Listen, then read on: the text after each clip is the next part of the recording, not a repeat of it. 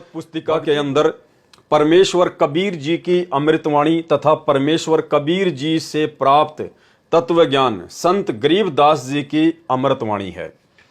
भाई और बहनों, ये बात हमारे आगे बहुत समझ में आएगी, हमारे काम आएगी कि ये जो भक्ति बोध पुस्तक है, जिसके माध्यम से हम 3 समय की आरतियां करते हैं और जिसका सरलार्थ परमात्मा ने यथार्थ भक्ति बोध नाम की इस पुस्तक से किया है, तो परमेश्वर ने कहा कि इस भक्ति बोध पुस्तक में केवल 2 ही महापुरुषों की वाणियां हैं, अन्य तीसरे किसी भी महापुरुष की एक वाणी भी नहीं है।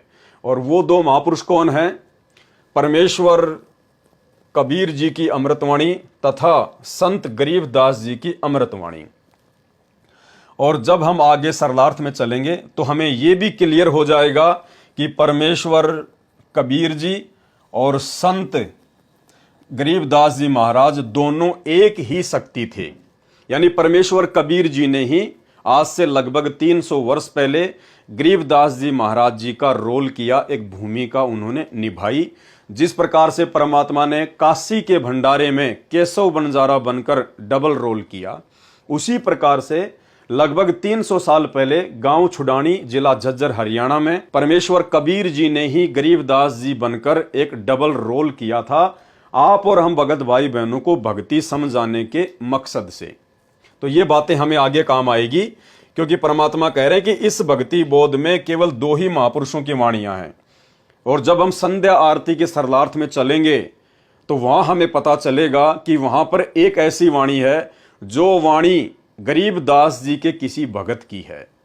तो वो वाणी एक बहुत बड़ा रहस्य है जो आगे चल के हमारे काम आएगी। भक्ति बोध नामक पुस्तिका के अंदर परमेश्वर कबीर जी की अमृतवाणी तथा परमेश्वर कबीर जी से ही प्राप्त तत्व ज्ञान संत गरीबदास जी की अमृतवाणी है, जिस वाणी का पाठ प्रतिदिन नियमित करना होता है। यानी जो तीनों समय की आरतियां हमें सतगुरु रामपाल जी परमेश्वर जी ने दी हैं, इन तीनों समय की वाणियों का हमें प्रतिदिन पाठ करना होता है। भाई और बहनों, पाठ करना होता है। देखो लिखा हुआ है गुरुदेव ने, पाठ। पाठ का मतलब होता है भक्ति बोध पुस्तक को हाथ में लेके पढ़ना, उसको कहते हैं पाठ। गुरुजी की ऑडियो या गुरुजी की वीडियो से तीनों समय की आरती करना पाठ के अंतर्गत नहीं आती हैं। ये तीनों समय की जो आरतियां गुरुदेव ने ऑडियो और वीडियो में डाल रखी हैं, ये केवल विशेष परिस्थितियों के लिए है। जब आप किसी विशेष काम में फंसे हों, आपके पास में आरती करने का समय ना हो, उस समय आप जी इस भक्ति बोध से पाठ करने की स्थिति में नहीं होते हैं, तो आप जी कम से कम अपने मोबाइल में वो तीनों समय की आरतियां लगा के कर सकते हैं, चला के कर सकते हैं, अपना काम करते करते हम कर सकते हैं, ताकि परमात्मा ने हमें जो 5 यज्ञ दी हैं रोजाना करने के लिए, जिनमें एक यज्ञ है ज्ञान यज्ञ, जिसके अंतर्गत ये तीनों समय की आरतियों का पाठ करना होता है, ताकि हमारा वो यज्ञ पूर्ण हो जाए। भले हम मोबाइल से करें, विशेष परिस्थितियों में हमारा वो यज्ञ ना छूटे, इसके लिए परमात्मा ने ये तीनों समय की आरतियां ऑडियो और वीडियो में डाल कर दी हैं। यदि आप सामान्य परिस्थिति में हैं तो फिर हमारा ये फर्ज बनता है, परमेश्वर जी का ज्ञान आधार कहता है कि तीनों समय की आरती हमने विधिवत इस भक्ति बोध पुस्तक को हाथ में लेकर इसको पढ़कर ही करनी चाहिए। आरती का यही उत्तम तरीका है।